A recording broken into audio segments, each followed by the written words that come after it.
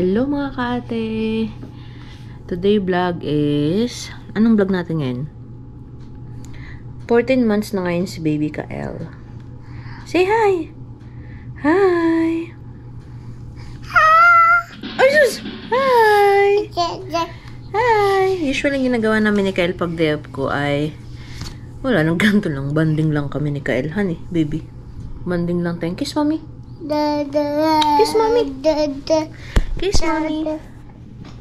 Naglalaro lang naman siya. Ganyan. Say hi. Hi. Ay, sus. Hi. Naglalaro lang naman siya dito. Minsan kasi hindi ko siya masyadong pinapatutok sa TV kasi ayoko na masanay siya na laging nanonood ng TV. Hindi ko siya pinapanood. Pinagpe-play ko lang siya. Hi! Ay, sustulo naman laway. Ngayon, 14 months na si Kael. Ngayon, inuubo siya. Kasi gawa din ng panahon. Tapos, yung nasa face niya, namumula din kasi gawa ng lamig. Ang nilagay ko sa face niya ay yung Abeno na nirecommend ng friend ko. Kasi yun daw ang nakakatanggal din ng mga dryness ng bata kapag talagang sobrang lamig. So, sa 14 months ni baby, ang dami na niyang alam. Ang dami nang alam ng bata na yan. Marunong na yung mag-bless. Bless muna kay mami. Bless. Bless muna kay mami. Ay, sus naman. I love you, love you, love you. Marunong na siya mag-bless. Ilang days ko lang siyang tinuruan. 3 days ko lang yata siyang tinuruan mag-bless. Naalala na niya. Tapos, lagi niya sinasabi, Papa, Papa. Tapos, nakakapaglakad na rin siya. Mabilis na siyang maglalakad. Nandito kami ngayon sa playpen. Minsan kasi, nandyan siya sa may bed, sa isang kwarto. Doon naglalakad siya. Pero kapag kami nandito lang nadala, dito lang muna kami. Sa kanyang playpen. Madami na siyang nasasalita na words. Dada. Lagi yung ganyan. Sasalita. Say hi! Hi, hi! Tapos, mga kinakain naman ni Kael ngayon ay pinagluluto ko siya lagi ng gulay, minsan broccoli, cauliflower, carrots, patatas, magkakasama yun. Pero ang ginagawa ko, nilalaga ko muna tapos ginigisa ko sa butter. Tapos gustong-gusto naman niya. Tapos minsan, pag may ulam kami na nilaga, pinapaulam ko din siya. Tapos pag may sinigang, pero minimake sure namin mag-asawa na yung sinigang is yung hindi masyadong maasim. Kasi para makakain din naman siya kahit papaano. Para matikman lang din niya. Yun ang ginagawa niya. Nagpi-play. Jesus. Jesus naman. Nakakawala naman ng pagod tong batang to. Ganito lang kami kapag day off ko. Kapag day off naman yung husband ko, ay lagi din naman sila naglalaro. So kami ngayon na magkasama. Tapos yung mga damit ng bata na yan, ang bibilis lumiit.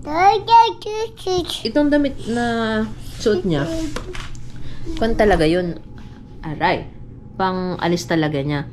Eh sabi ko, why not na isuot na ngayon kasi naliliitan na. Naliliitan na ni baby Kael yung mga damit niya. Siguro meron na akong 3 container ng mga damit niya na maliliit na. Hindi na kasya sa kanya. So kaya na isang araw bumili ulit kami sa Walmart ng mga pang tulog niya kasi hindi na talaga kasya. Yung mga damit na sinusuot niya dati is yung may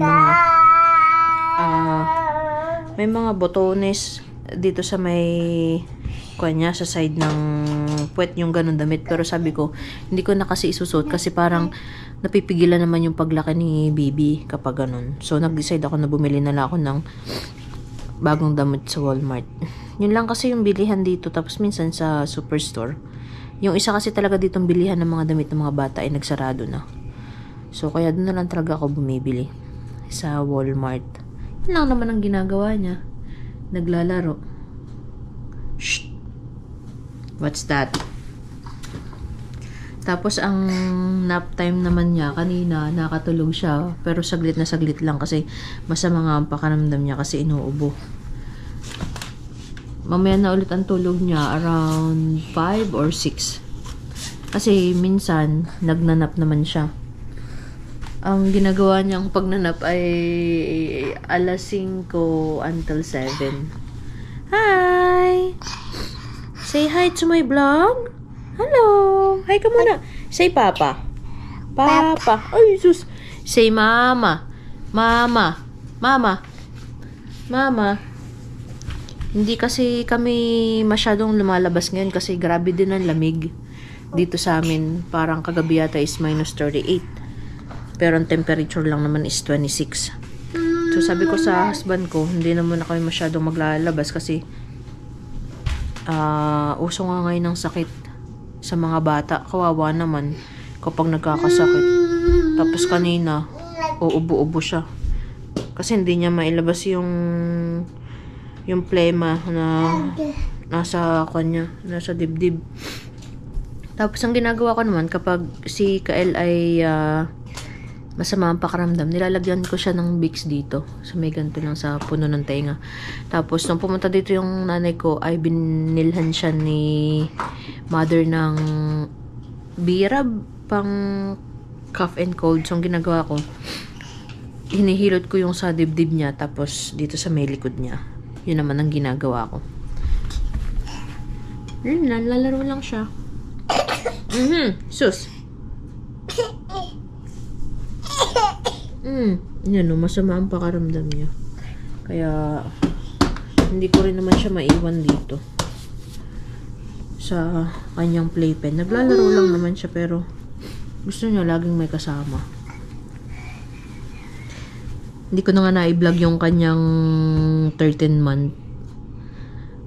Kasi syempre iba-iba naman ang kanyang ginagawa. Alam mo yung iba-iba yung kanyang natututunan. Parang everyday nga, lagi siyang may natututunan eh.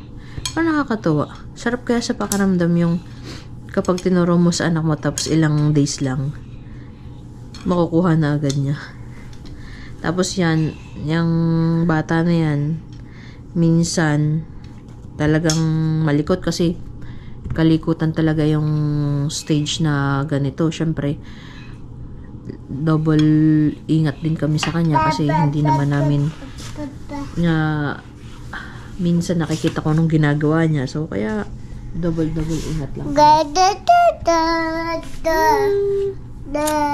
Yun lang naman yung video for today. Kung di ka pa naka-follow sa page ko or sa YouTube channel ko, paki-hit na lang yung notification bell. And kung gusto mo lagi napapanood yung vlog namin, lagi mo lang i-hit yung notification bell. Bye-bye na baby, bye-bye. Bye-bye.